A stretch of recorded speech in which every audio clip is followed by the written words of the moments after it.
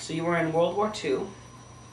What branch of service were you in? Well, I had a military career that expanded much more than just World War II.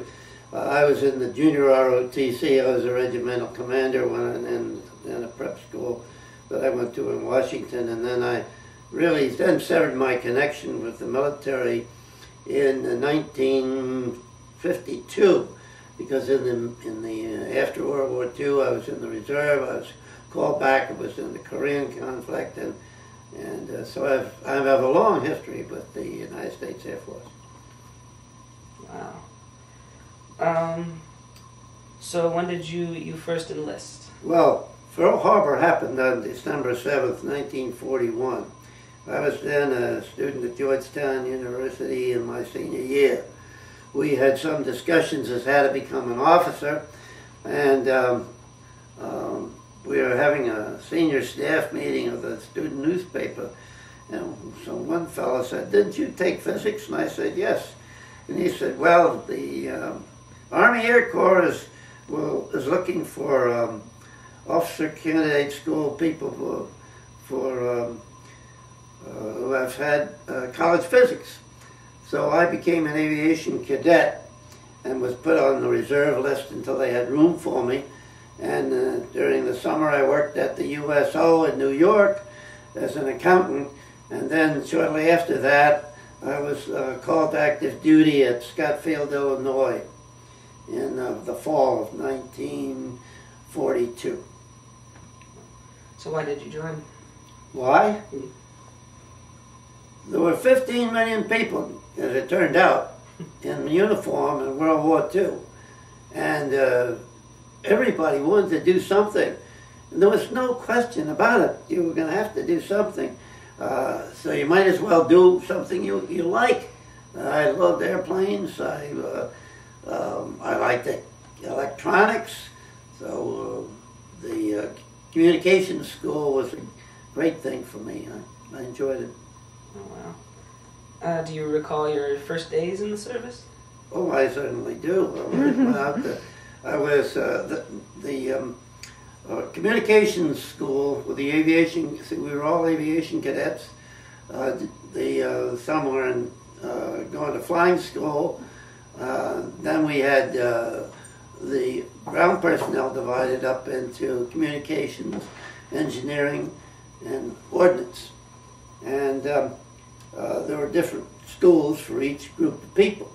And Scottsfield, Illinois, which is just across the Mississippi River from the city of St. Louis, had Scottsfield, which was the site of the communications school. And as I recall, it was a 16-week operation. And I was there for a while, and then they moved the school to Yale University. So I actually graduated and got my commission when I was at Yale in February 1943. Oh, wow. Where did you go exactly when you got out of like boot camp and stuff like that? Well, I had worked during the summer at Republic Aviation on Long Island, which was then the site of building the first 4 P-47 attack fighter planes. And ultimately the United States built 15,000 of these aircraft. I worked on one of the first 4. My job in the plant was as a timekeeper in order to keep accurate records on what these things were costing Uncle Sam. Well, when I was commissioned in the Air Corps, I decided that I wanted to go to a outfit that had P-47s. I made that request. It was granted, and I was assigned to the 326th Fighter Group at Westover Air Force Base. And that was part of the 1st Air Force. And there I was with the 326th. We were then moved down to North Carolina, and I was there until I was ordered to Greenville, South Carolina. I think it was for ultimate service overseas. think that was the note that was on my order. I made a note of it, and that's what it did. I think that's what it said.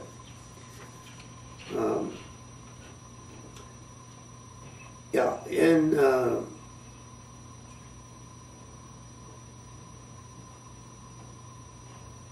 well, in prospective assignment to overseas duty, I guess that was what it was.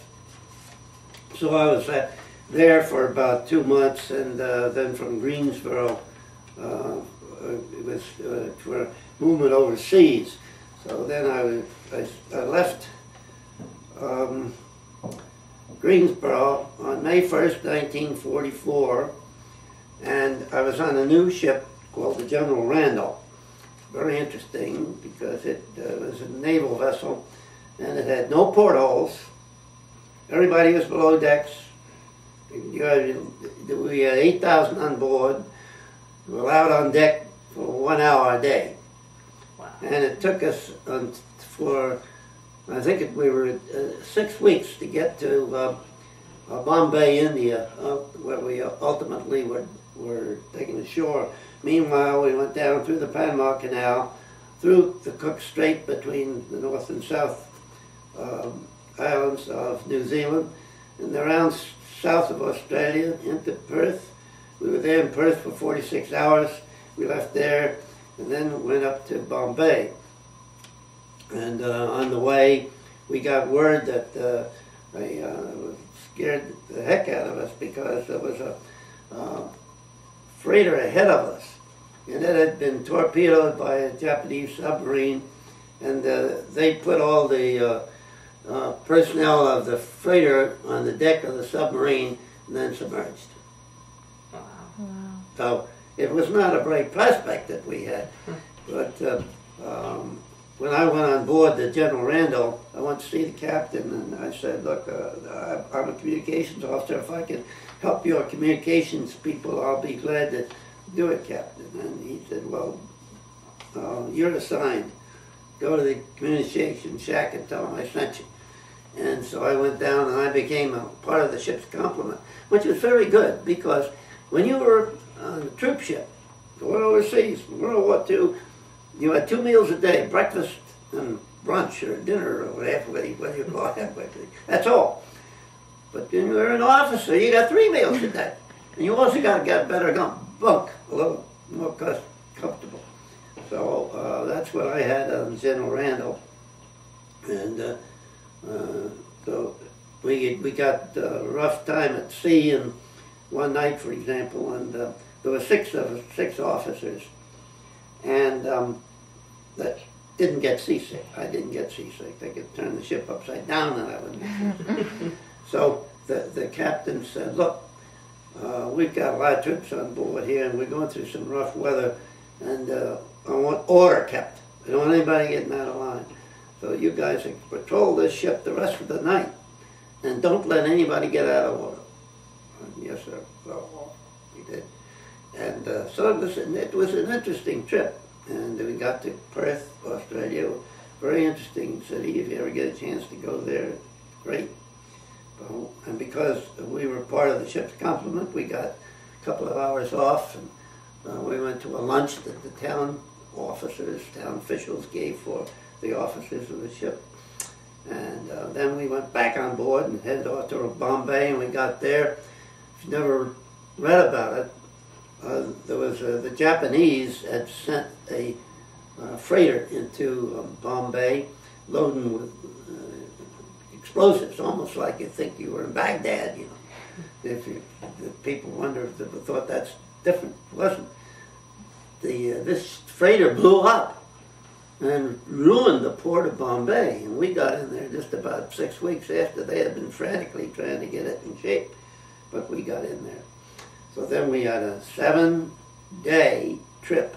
I think we stayed in the camp at Worley, which was near, marched in winter uniforms in the heat of summer, in pouring rainstorm for at least 2 hours to get from the ship to this camp. Boy, we were a bunch of pretty sad-looking cookies when we got there. And so we were there for a week or two at the RAF base at Worley. And then they loaded us on trains and took us all the way across India on a 6-day trip, sleeping on what, if you know what the old style park benches look like, you know, with the slats and the, that's what they had for seats on the train. And that's what you slept on. It was not a very comfortable trip. But anyway, we got over to Cantrapara, which was just outside of Calcutta. But we were in such a hurry to get us over to the China Theater that we didn't stay at Cantrapara very long. I think it was maybe a couple of weeks. Everything moves slowly at that stage of your career. And then they put us on another troop train and took us up to Assam, which is the Indian province north of Calcutta. And we were there at a town called Chabua, Chabua.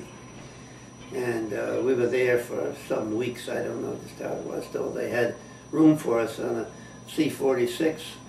And then they loaded up, I've forgotten what the capacity of 46 was in those days, but probably in the order of 50 or 60 men, something like that. And so then we flew over the hump to China, and we landed there, and there was a headquarters, and I got assigned at that point to the 23rd Fighter Control Squadron. My training had all been in aircraft control. And so that's what but then I was away from airplanes. I was just helping in charge of a group of men who were running a control tower. So I went to the CEO and said, I want to be with real live airplanes, not this business of being on the ground. So I got assigned then to ultimately to the 23rd Fighter Group. I was there as a communications officer for practically the whole 2 years that I was in China. I was moved around from different units within it, but I was part of the 23rd Fighter Group. And the job of the Fighter Control Squadron was to set up the air-to-ground communications and the ground-to-ground communications for the whole group. We had 3 squadrons in a group. And there were 25 aircraft, so when you have a full complement of aircraft in each squadron. And they were each based at a different ground station, so that you had to be able to communicate, usually by radio, or sometimes if it was close enough, you could run a field wire from one location to the other. Very seldom did you do that. And then you had to have air-to-ground communication, and you had to be able to service the airplanes. And I had worked with an engineer from the Philco Corporation, which made a lot of aircraft stuff, when I was back in the States. And I had developed almost like you have for your own automobile today. You know, every 3,000 miles you're supposed to have the oil changed and have it lubricated. Well, with airplanes, it's the same thing. You had 30-hour inspections, 50-hour inspections, or you had so many hours that you could do. So I had developed, when I was back in the States, a system that certain units of we had just recently acquired the, I'll never forget this number, the SCR 522. It was a very high frequency, a VHF radio that had been used by the British and had been developed in the Battle of Britain. And so that I knew the various parts of that radio which would deteriorate under use. And so before it reached its maximum number of hours of use, I had it pulled out of the airplane and the parts replaced and put back. So we very seldom had a failure of communications, which is very important, because if our fighters got into a dogfight with a Japanese aircraft, they have to be able to talk to one another. And if that communication fails, you put somebody's life in danger, you know. So that's what I did for most of my period of time in China, and it was to I had each communication group that I had with me, various assignments, had about anywhere from 100 to 200 enlisted men who were all trained at their own technical school in how to perform repair functions on various kinds of radios. Now, I had to know how to do this myself, but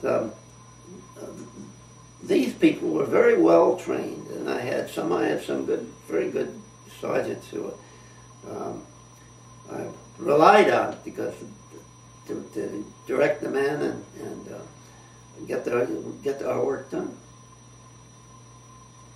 Did you see any combat while you were in China? Well, I didn't actually see it in that sense, because as our aircraft were always away from any battle on the ground. But I got 2 battle stars. There were 2 battle campaigns, so I got 2 battle stars for that on my record.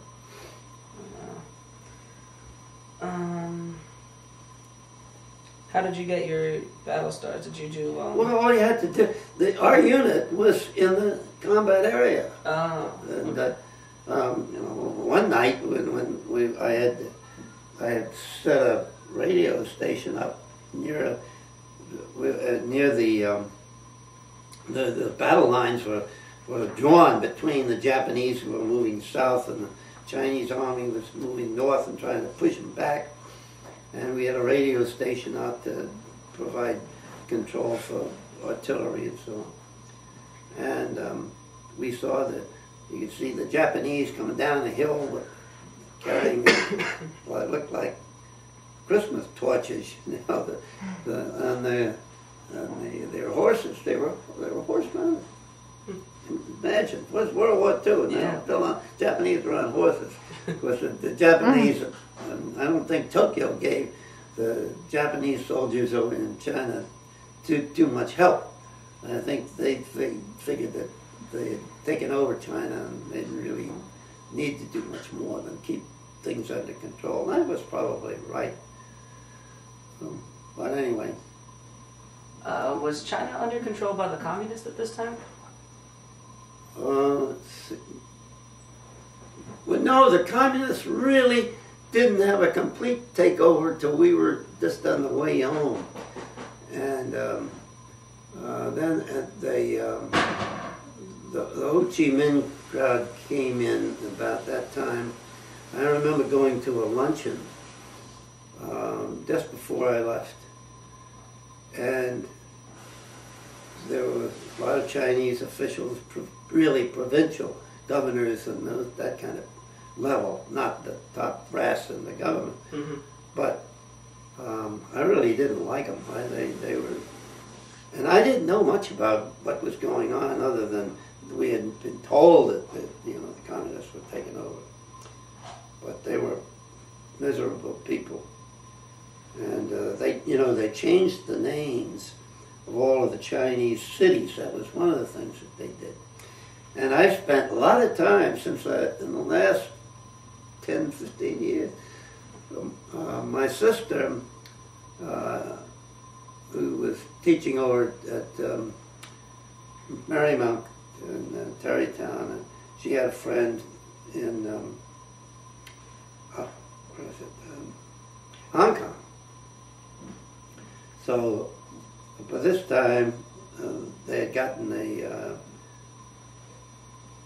email going, and so she was working with me to try to get her friend in Hong Kong to identify the new Chinese names for all of the old Chinese cities, you know. I remember one day,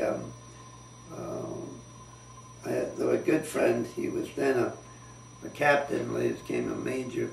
He was our squadron commander, and we had one B-25 on the airfield, and he said, how would you take, because I'm not wasn't a rated officer, and he said, how would you like to take a ride with me this morning? I said, where are we going? He says, well, we're going up to Peking. So I said, well, who's going? He said, just you and me. So he said, you take the second seat. And I said, I'm not rated. He says, I don't care. Get in there. So we flew up to that we were just outside of Shanghai, and we flew up to Peking. And I got some pictures from the cockpit, and then we flew back again. And so I flew the airplane when I was once it's airborne. I didn't know anything about it, taking in the B-25 off or landing it, but I could fly it when I was in the air. So it was a lot of fun. What did you do for entertainment while you were stationed over there, like in your downtime? Not much. Practically, you might say zero. Occasionally, one of these USO troops would come through, but we were usually out in such a remote area that they never got to us. And, but this little place called Lao Ping, that I spent a good period of time from, I got there in winter of 1944, and I had to go from a place called Luliang, which was just east of Kunming, where the headquarters was, to a town near Quyang, which was about 135, 150 miles away, something like that. So I had to take convoy over a mountain road to get to this place called Lao Ping, where they wanted me to put in a radio station because a new airstrip was being built. So off I go. Now, the road up the mountain was coated with ice and slippery, and the convoy kept sliding off, and if it slid too far, it would just go into a maybe 1,000-foot ravine. It was these were really shocking. So what I did was they had a cable on the front end of the truck, and I took let the cable out, put it around a tree on the upland side of the road, and then reeled in the cable, and that pulled the truck back on the road again. So we had to do that for several hours one day, just doing it, just moving a few feet. But we finally got us to Lao Ping, and there wasn't any snow left up in the height there. So we put in our radio equipment, all that. Tough terrain. Did you have to deal with like the Chinese villagers, anything like that? Yeah, you did. Well, for example, when I was at station, where was I? A place called Su Yung, I think it was. Little small village. I don't know why we had a detachment there, but we did. And so I had a good friend from Long Island, Lieutenant Cook, and he was a Sunday, I guess. He says, "You want to go into town and get something to eat today?" And I said, "Why not?" So we walk into town, and find a little place that looked like a restaurant. The restaurant was about half the size of this room, and 4 tables in it, dirt floor. So we sat down, and we gave, the usual hand signals for what was a chicken. I said, you get this, the chicken. So we're sitting there, and I don't know what he gave us to drink. I haven't any idea. And it was still here, so it wasn't poisonous. That's lucky. But you can hear this quack. All of a sudden, you hear this fierce cackling coming out of the chickens. You know what he's doing? He's taking the chicken. And a little while later, fried chicken came out. Oh, it worked out. So you were in a pretty remote area most Very, of the time. very remote area. Were you able to keep in touch with your family or friends back home? Well, the mail service was sporadic, but we would try to write on some sort of regular basis. When they could send things, in those days I was a pipe smoker, and I remember I liked blue board tobacco, and my dad and mother would put package carry. Oh, so we had a little bit of a technical difficulty there. Battery died. We were talking about you getting care packages from home. Yeah, right. And you got tobacco. And that's about the only thing. That brings up the subject. Well, what was our food like? Well, we always quote ate off the local area. You know, there wasn't any food shipped in from the United States for us. The only thing that was shipped in were things like coffee, a little bit of brown sugar, salt, pepper, and then if we need medications, some areas because of mosquitoes, there was Ativan for malaria, and you get those things from the States. But everything else, we ate a lot of, there was a huge number of buffalo that were used for labor. You bringing plowing the rice paddies and that kind of thing. And so when those died of old age, you can imagine they were a little tough. But that's what we had for meat.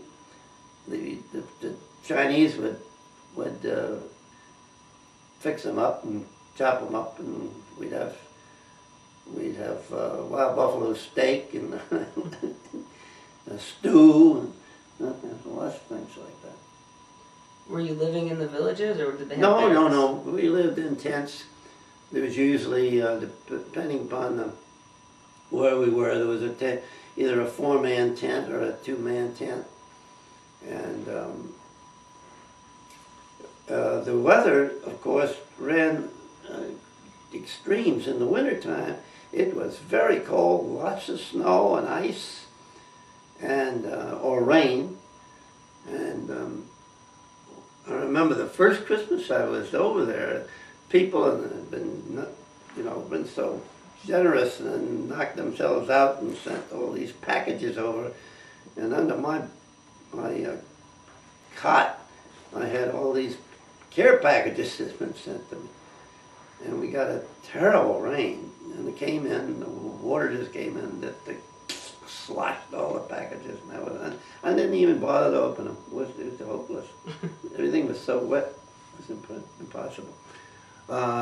Now, in the very hot weather, our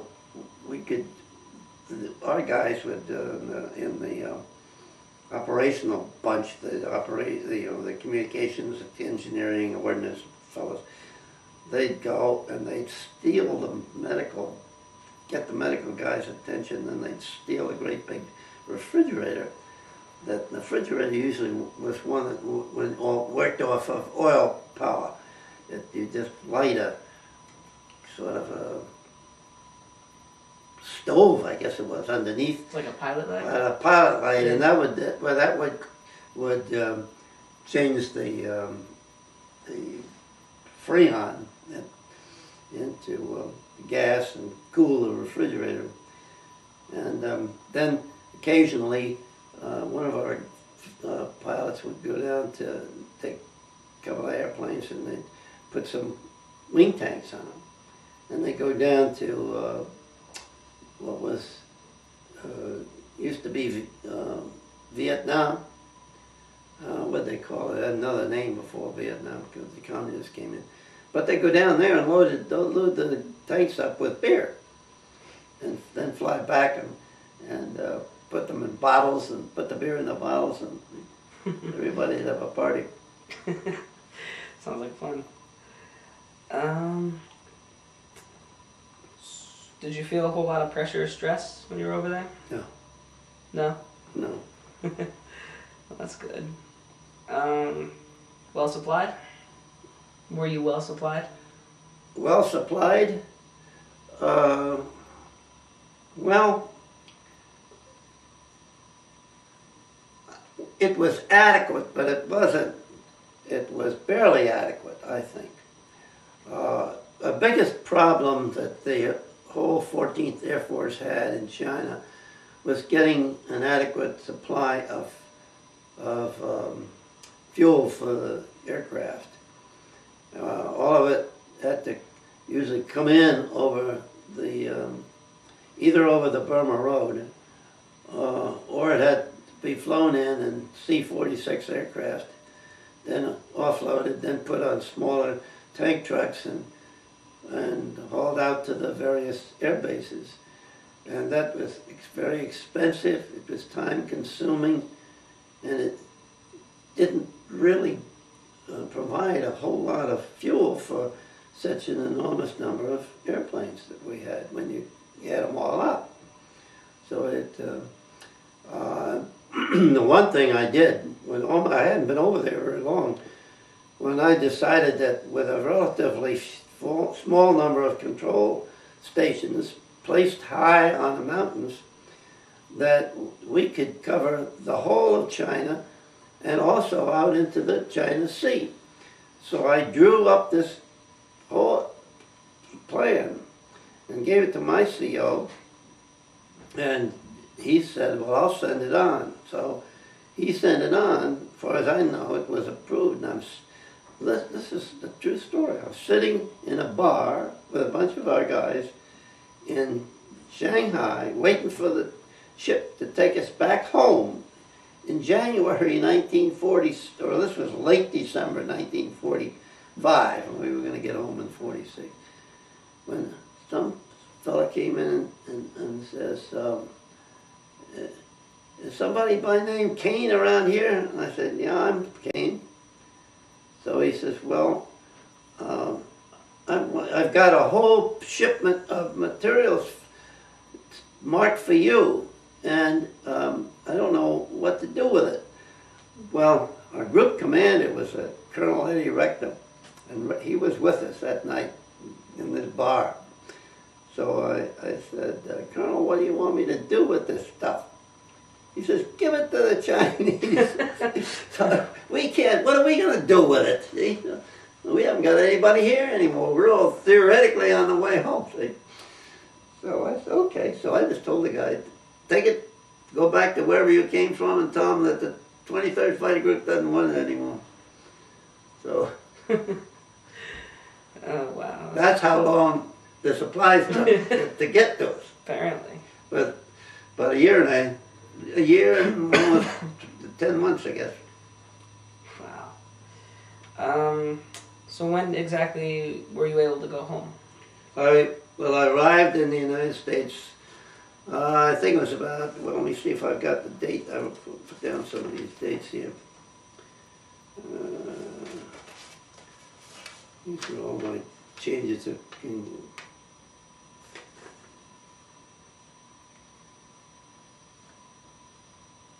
Well, I was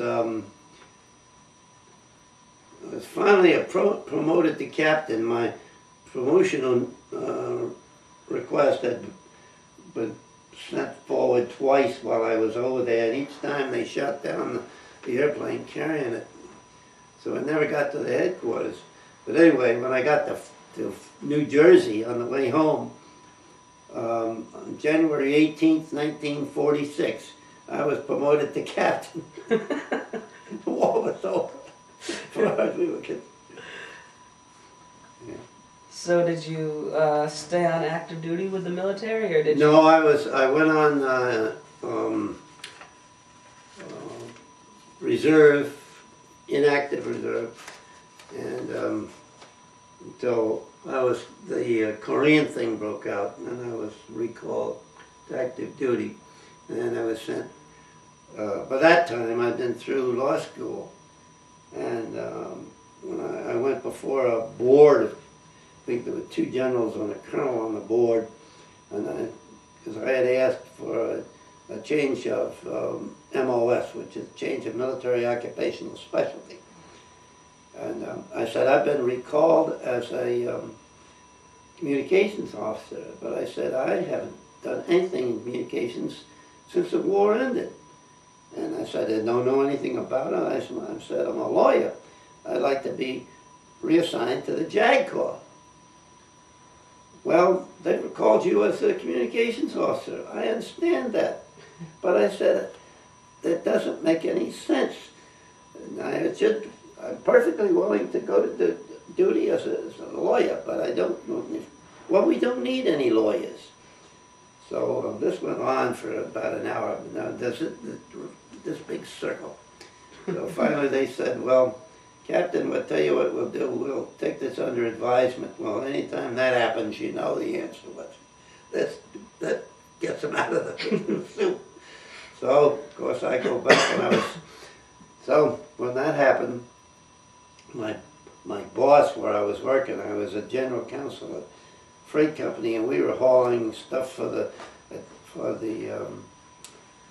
atomic energy project. We didn't know it at the time, but we knew we were carrying the stuff for some big project, and it was being run by the Atomic Energy Commission, but we didn't know what it was. And anyway, I'd gotten 19 officers relieved from recall because they were essential to the war effort. So then they called me up, and I sent my letter in, and it was, the appeal dismissed.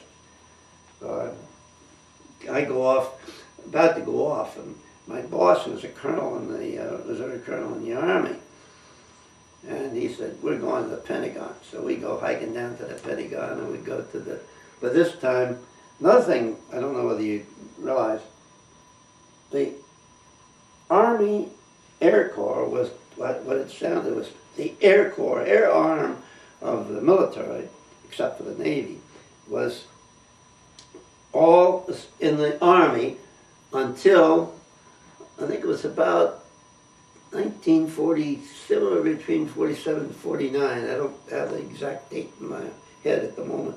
And at that time, the Congress decided that there should be a separate United States Air Force. So they took the Air Corps out of the Army and made it a separate branch of the military.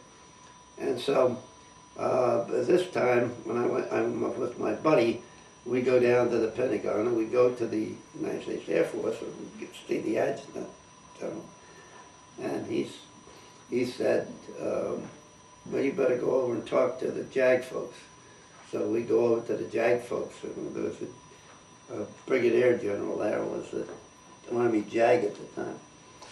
So we talked to him about this, and with Cain's not arguing to get out of the service. If he's called, he's going to go do his duty, but he doesn't want to do it unless he can practice law. So the JAG officer says, the brigadier, you're being assigned to the Northeast Air Command. The command judge advocate is a fellow by the name of Jim McGarry. Now when you get up there, don't go to the adjutant and report. You report to him and don't go near the adjutant. And he said, I'll call him up and I'll tell him that you're coming and to give you a job. So I said, yes, sir. Go off I go. And that's exactly the way it happened. I walked into Colonel McGarry's office and said, Colonel, I'm Captain Cain, I'm reporting his orders. So he said, oh, I've been expecting you. He said, you're assigned to me. And he said, don't go near the adjutant's office. He said, I'll take care of signing you in, and you'll be officially responded to your orders. So he said, I got a job for you. I said, already? He said, oh, I've been waiting for you. The Congress had passed what's called the Uniform Code of Military Justice. It superseded the old Articles of War. It was a book about, I'd say, an inch and a quarter and a half thick, somewhere in there. And he said, I'm not going to give you anything else to do, Cain. You get that book and you memorize everything in it. And then I'm going to get all of our legal officers in here, and you're going to give them a lecture on the Uniform Code of Military Justice. So he said, I'll give you 2 weeks. Wow. So that was it. And I became a self-imposed expert on the Uniform Code, which is still in existence today with some minor changes that have been legislated by the Congress. Mm-hmm. But that's when you hear about all this problem with Baghdad and getting out, and one of the big problems they're having is with the Status of Forces Act. Well, the Uniform Code provides that the United States can enter into agreements with certain conditions, provided they don't violate the code, to leave a country. And those conditions will be, well, if they're proper ones, can be imposed on the United States, and we'll accept them. And most of them have to do with who has jurisdiction of somebody who commits an assault of any kind, or involved in an automobile accident, or whatever it is, in the foreign jurisdiction. Who's going to get the person for trial? Can it be tried civil court there under their rules, or is it such an act that we feel we want to have the right to prosecute and try that person? That's what a Status of Forces Act is. And when you read about it in the paper, that's what it is. Mm-hmm. So in Korea, were you stationed domestically, or did you end up? I was stationed in St. John's, Newfoundland, and we had all of northern of the Labrador, Greenland, and the eastern provinces of Canada. At that time, they had 2 lines of defense established against the possibility that Russian aircraft were going to come over the pole and attack the United States in that direction. Right. And our job was to, provide the fighter defense for that. And our office had jurisdiction over all the officers and enlisted men for our administrative code and criminal code. And our job was to apply that law while we were there. So I got a lot of experience I had 17 legal officers, one at each base in the command. We had 17 bases in the command. All those that are closed today, they don't exist. We gave them all back to the Canadians. But we had a good example is we had there was a barroom brawl on a Saturday night, and a couple of U.S. soldiers whacked a couple of newfies, as we call them, and did a lot of damage to these poor guys, the newfies. So the RCMP picked them up and put them in jail. So we got a call from the commanding officer of these 2 chaps, and said, I don't want those guys back. I don't want the newfies trying them. You got to come back and you can try them. So I looked it up. Well, what I had to do was to file a motion with the Newfoundland Supreme Court. So I filed a motion with the Newfoundland Supreme Court, and the Chief Justice heard the case.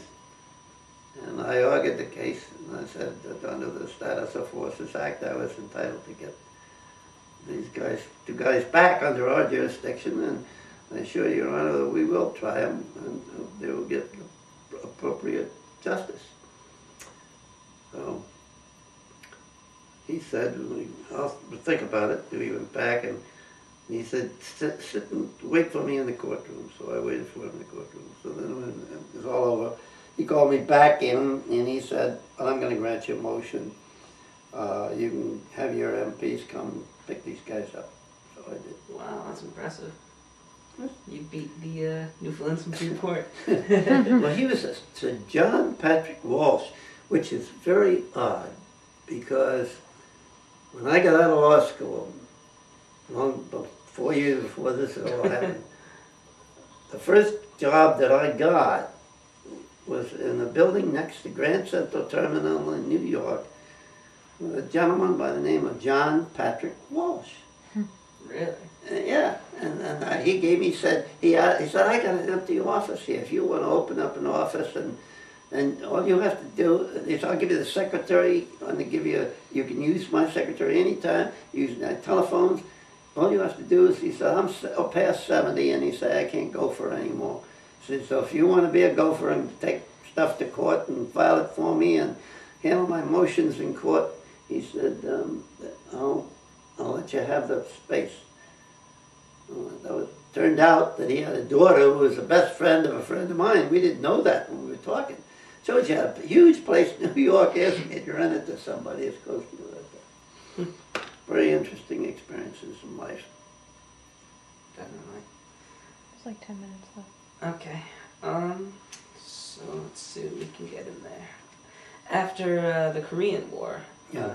What did you do? Well, I had been long since married, and I had several children at that time, and my first wife did not like the military. She hated it. And so she wanted me out of it because she figured that if I stayed in and there was another problem that arose, no one foresaw anything about Vietnam or anything like that at the time. But she insisted that I resign my commission, which I did. So haven't had anything to do with it. I'm, very friendly. Down the street here, about 2 houses, is a fellow. He's years my junior, but he's a captain for American Airlines, and he also was the operations officer for the 104th Bomb Fighter Wing over here at Bradley, which had in it the 118th Fighter Squadron, which is the same squadron. They changed the name that I had in China. Oh, wow. Isn't that amazing? So I went over and I spent some days over at Bradley, and I still got fellows, when they see me, they invite me to come in and have a drink with them or something. Wow. So, did you make any lasting friendships from your service? Did you still keep in touch with people you served with? Yes. Few. There's a chap who named Oliver Bateman, who's the trustee of Air Force Museum at the Robbins Air Force Base near Macon, Georgia. And I don't know how I got in touch with him, but somehow I did. When my wife and Connie and I used to drive down to Florida, on the way home we always would go to Macon and go to Robbins Air Force Base and have lunch with Oliver and tour, because we had the 14th Air Force and the 23rd Fighter Group had a big display because of Oliver. So, and I still correspond with him, and we used to, when we were younger, we always had a Memorial Day weekend in Washington, we always had a meeting of the 14th Air Force Association, and there'd be 200 or 300 of us who'd show up, including Oliver. Then, just a week or so ago, I got the SAS letter from a most remarkable man. He and I were both in the 118th. He was been a lawyer for 52 years, and he formed 2 cities in Minnesota, and he has his office in one of the cities, and he's friendly with the other town. He been a town attorney for all these 52 years. He put these 2 cities together when he was just out of law school, and he's been the town attorney for all that time. And he's been checked out in 61 different types of aircraft. He used to have his own airplane when he had a case you know, in another town or another city. He'd fly his own airplane to go visit the client. And what else did he do was an unusual thing. He, what the hell was he? He's telling me about it. He did it. He was a,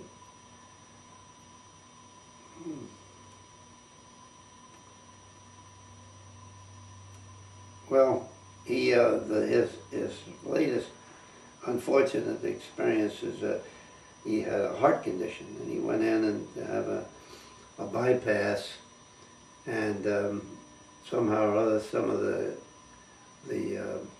platelets got loose. They went down into his legs, and he got what was called a shower of these things. And the result was that he got gangrene in both his legs, and he's just had, within the last month, he's just had both legs off, both below the knee. Oh, but he's just a great guy. Oh, I know what he did. He, in addition to being this a fairly fantastic lawyer, to keep two towns as a client for 50 years is a major accomplishment all by itself. But his problem was that he got a I don't know what you'd call it.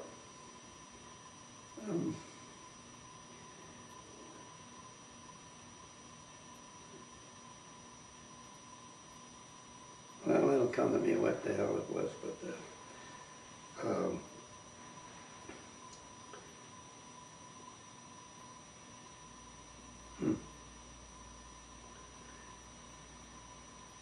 Wayne Johnson. I'm going to write him up. I'm working on this book, and he's going to be in it because he's just unbelievable. You're writing a book? Yeah. Not about this. No, not about this stuff. But he's in it for another purpose. A lot of lawyers who don't want to practice law anymore, or they want to reduce the extent of their practice. They want to do something different. And so I want. Oh, I know what it was now. That what this guy did was take up art. Seems a strange thing for a guy who's a real gung-ho fellow, but he took up art, and he designed the Air Force Memorial in Taiwan. He designed the Air Force Memorial at the air base at Dayton Airport in Ohio. He designed the part of the one at Dulles in Washington. He has designed a calendar that the 14th Air Force Association was sending out every year to raise money. It's a standard type of calendar, but it had some wonderful pictures in it. And there was a little write-up about each airplane that was in the thing. And so here's a guy who was just a jack of all trades, really. Yeah. Wow. So you practiced law for a while. How long did you practice law? Well, I practiced, I have a 50-year pin. I practiced law for 50 years. 50 years. And, oh yeah, because I was admitted to the bar in 1949, and I practiced until 1992. Very impressive. How much time? No. I meant like one question. One question.